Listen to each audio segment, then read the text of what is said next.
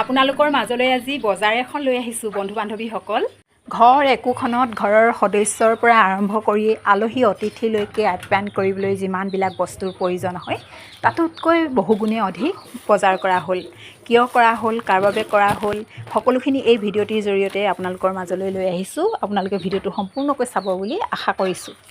এয়া তেল মছলাৰ পৰা আৰম্ভ কৰি ধূপ চাকিলৈকে যিমানখিনি বজাৰ সমাৰ কৰা হ'ল তাৰে প্ৰায় আধা শতাংশ ইয়াত চাফ চিকুণ কৰিব লাগিব, বচা কোচা কৰিব লাগিব। সেয়েহে কৰিবলৈ আগবাঢ়িছোঁ। আৰু এয়া